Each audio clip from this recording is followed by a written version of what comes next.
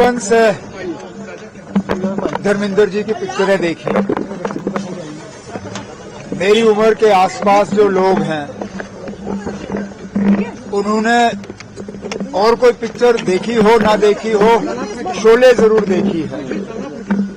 मुझे बचपन से उनकी पिक्चरों का याद है, चाहे शोले हो, बर्निंग ट्रेन हो, शालीमार हो, किन किन पिक्चरों का हम नाम लें जिनमें धर्मेंद्र जी छाए हुए थे।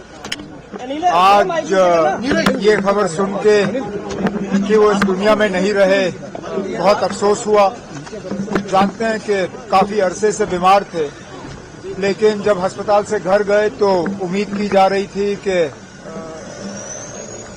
अब उनकी तबीयत ठीक होगी। लेकिन चलिए, ऊपर वाले को इतना ही मंजूर था। मैं अपने तरफ से उनके घर वालों को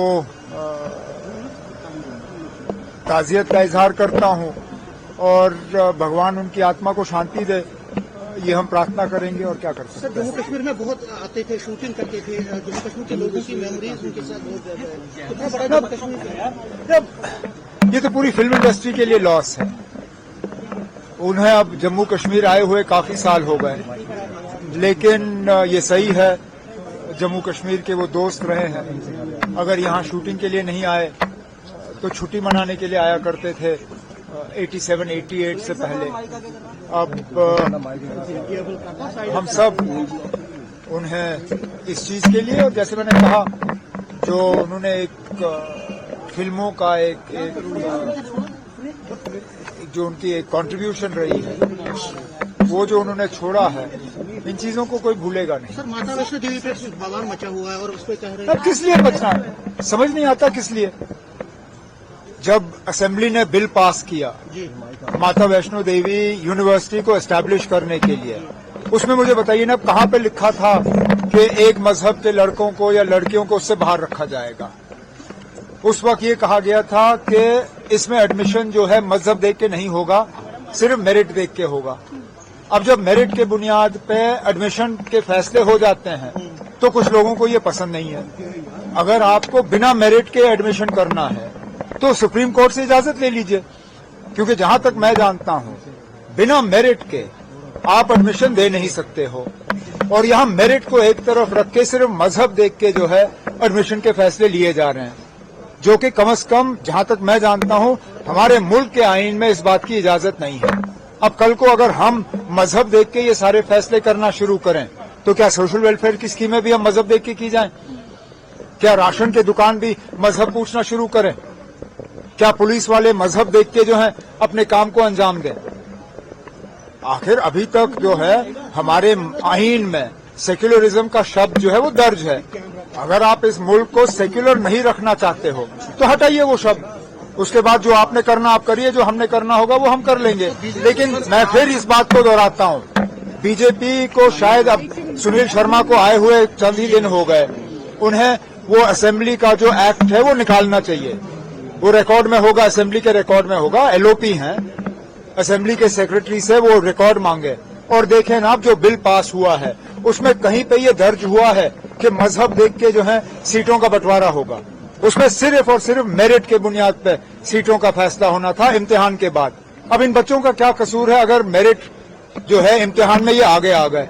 मेहनत करिए और इम्तिहान पास करिए और एडमिशन हासिल करिए। बिजली का हाइक है, बिजली हाइक पे कोई बिजली हाइक नहीं है ना, कोई बिजली हाइक नहीं है।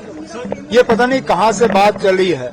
मैं पावर मिनिस्टर हूं ना, अभी तक इस तरह का कोई फाइल, मेरी दस्तखत तो छोड़िए, इस पे मेरे साथ कोई डिस्कशन भी नहीं हुआ है। कोई इस तरह का प्रस्ताव गवर्नमेंट के सामने नहीं है कि हम बिजली के फीस को हाइक करेंगे या नहीं करेंगे। हमने बजट में भी ये कहा था कि फिलहाल हम बिजली की फीस जो है वो बढ़ा नहीं रहे हैं। अब खामखा जो है इस चीज को जो है एक बहस का मुद्दा बनाया हुआ है। मैं आपसे दोबारा कहता हूँ ना, अब एज पावर मिनिस्टर इस तरह का कोई प्रपोजल मेरे सामने नहीं आया। क्या अब कैसे अश्योर करोगे ना? तो फिर आप सीधा कहिए ना कि माता वैष्णो देवी यूनिवर्सिटी और माता वैष्णो देवी अस्पताल, आप यूनिवर्सिटी को अस्पताल से अलग क्यों कर रहे हैं? फिर अस्पताल में भी कहिए ना कि ये माता वैष्णो देवी के चंदे का पैसे का अस्पताल है, इसमें मुसलमानों को या गैर हिंदुओं को इलाज नहीं दिया जाएगा।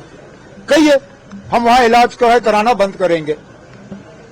अब मैं फिर इस बात पे तो आता हूं ना, अब जब ये जमीन दी गई यूनिवर्सिटी के लिए, जब एक्ट पास हुआ असेंबली में, उसमें बिल्कुल क्लियर है कि मजहब देख के इन सीटों का बंटवारा नहीं होगा, सिर्फ मेरिट देख के होगा।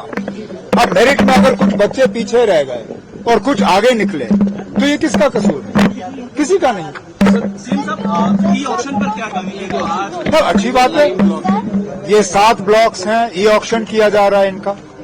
और मैं, जैसे मैंने अपनी तकरीर में कहा, ये ब्लॉक्स किसी के हवाले नहीं किए जा रहे हैं, मरकज पे इनका कंट्रोल नहीं होगा। Ministry of mines, government of India हमारी मदद कर रही है ताकि ट्रांसपेरेंट तरीके से ये अलॉट हो जाए, इनमें माइनिंग का काम शुरू हो जाए।